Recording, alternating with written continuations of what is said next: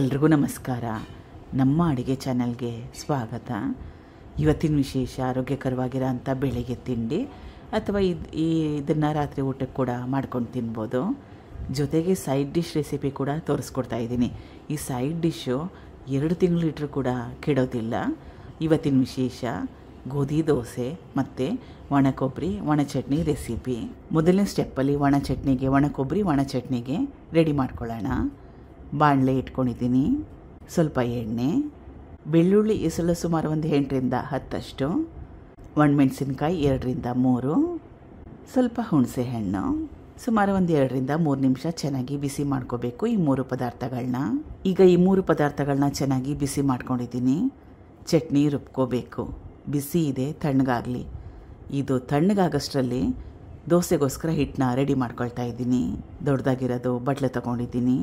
1 ಗ್ಲಾಸಷ್ಟು ಗೋಧಿ ಹಿಟ್ಟು ಅಥವಾ ಸುಮಾರು ಒಂದು 1/4 kg ಹೇಳಿರೋ ಕ್ವಾಂಟಿಟಿಯಲ್ಲಿ ಮಾಡಿಕೊಂಡ್ರೆ ಸುಮಾರು ಒಂದು 10ರಿಂದ 12 ದೋಸೆಗಳನ್ನ ಮಾಡ್ಕೋಬೋದು. 1/4 ಗ್ಲಾಸಷ್ಟು ಕಡಲೆ ಹಿಟ್ಟು. ಸ್ವಲ್ಪ ಕಡಲೆ ಹಿಟ್ಟು ಹಾಕ್ಕೊಳ್ಳೋದ್ರಿಂದ ದೋಸೆ ಚೆನ್ನಾಗಿ ಬರುತ್ತೆ. ಪ್ರೋಟೀನ್ ಕೂಡ ಹೆಚ್ಚಾಗುತ್ತೆ ಈ ರೆಸಿಪಿಯಲ್ಲಿ. ರುಚಿಗೆ ತಕ್ಕಷ್ಟು ಉಪ್ಪು, ಅರ್ಧ ಗ್ಲಾಸಷ್ಟು ಮೊಸರು, ಅರ್ಧ ಗ್ಲಾಸಷ್ಟು ನೀರು ಕಲಿಸ್ಕೋಬೇಕು ಚೆನ್ನಾಗಿ. ಮತ್ತೊಮ್ಮೆ ಅರ್ಧ ಗ್ಲಾಸಷ್ಟು ನೀರು. ದೋಸೆ ಹಿಟ್ಟದಲ್ಲಿ ಇರಬೇಕು. ಕಲಿಸ್ಕೊಂಡಿದ್ದಾಗಿದೆ. ಕೊನೆಯಲ್ಲಿ ಕೈ ಒಂದು ಸಲ ಚೆನ್ನಾಗಿ ಆಡಿಸ್ಕೊಂಬಿಟ್ರೆ ಗಂಟೆ ಏನಾದರೂ ಇದ್ದರೆ ಗೊತ್ತಾಗುತ್ತೆ. ದೋಸೆ ಹಿಟ್ಟು ರೆಡಿಯಾಗಿದೆ. ಇದನ್ನು ಸುಮಾರು ಒಂದು 5 ನಿಮಿಷ ರೆಸ್ಟ್ ಮಾಡೋಕ್ಕೆ ಬಿಡೋಣ. ಅಷ್ಟರಲ್ಲಿ ಚಟ್ನಿನ ರುಬ್ಕೋಬೋದು. ಹುರ್ಕೊಂಡಿರೋ ಪದಾರ್ಥಗಳು: ಬೆಳ್ಳುಳ್ಳಿ, ಒಣಮೆಣಸಿನ್ಕಾಯಿ, ಹುಣಸೆ ಹಣ್ಣು, ಕಟ್ ಮಾಡಿಟ್ಕೊಂಡಿರೋ ಒಣ ಕೊಬ್ಬರಿ, ಒಂದು ಅರ್ಧ ಒಣ ಕೊಬ್ಬರಿ ಬಟ್ಲನ್ನು ಉಪಯೋಗ ಮಾಡಿದ್ದೀನಿ. ರುಚಿಗೆ ತಕ್ಕಷ್ಟು ಉಪ್ಪು.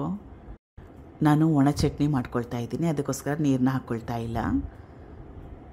ಇಷ್ಟ ಇದ್ದರೆ ಸ್ವಲ್ಪ ನೀರನ್ನ ಹಾಕ್ಕೊಂಡು ಕೂಡ ರುಬ್ಕೋಬೋದು. ಈಗ ಒಣ ಚಟ್ನಿ ಒಣ ಕೊಬ್ಬರಿ ಒಣ ಚಟ್ನಿ ರೆಡಿಯಾಗಿದೆ.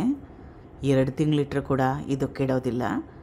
ಎಲ್ಲ ರೀತಿಯಾಗಿರೋ ರೊಟ್ಟಿಗಳು, ಇಡ್ಲಿ ಎಲ್ಲದ್ರ ಜೊತೆಲೂ ತಿನ್ಬೋದು. ಮೊಸರನ್ನ ಜೊತೆಗೆ ನಂಚ್ಕೊಂಡು ಕೂಡ ತಿನ್ಬೋದು. ದೋಸೆ ಹಿಟ್ಟು ಕೂಡ ರೆಡಿಯಾಗಿದೆ. ತೆಳುವಾಗಿ ದಪ್ಪ ದೋಸೆ, ಸೆಟ್ ದೋಸೆ ಥರ ನಿಮ್ಗೆ ಯಾವ ರೀತಿ ಇಷ್ಟ ಆ ರೀತಿಯಾಗಿ ಮಾಡ್ಕೋಬೋದು. ಎಣ್ಣೆ ಆಪ್ಷನಲ್ ಆಗಿ ಇಟ್ಕೊಳ್ಳಿ. ಇಷ್ಟ ಇದ್ದರೆ ಹಾಕ್ಕೊಳ್ಳಿ, ಇಲ್ಲಾಂದರೆ ಹಾಕ್ಕೊಳ್ಳಿಲ್ಲ ಅಂದ್ರೂ ಪರವಾಗಿಲ್ಲ. ಈರುಳ್ಳಿ ದೋಸೆ ಥರ ಕೂಡ ಮಾಡ್ಕೋಬೋದು. ತಿರುವಾಕೊಳ್ತಾ ಇದ್ದೀನಿ. ಆ್ಯಕ್ಚುಲಿ ದೋಸೆ ಚೆನ್ನಾಗಿ ಉಬ್ಬುತ್ತೆ ಕೂಡ ನೋಡಿ ಈ ರೀತಿಯಾಗಿ. 2 ಕಡೆ ಬೇಯಿಸ್ಕೋಬೇಕು. ಈಗಿದಾಗಿದೆ. ಮಿಕ್ಕಿರೋದಕ್ಕೆ ಸೇಮ್ ಪ್ರೋಸೆಸ್ನ ಫಾಲೋ ಮಾಡಿ.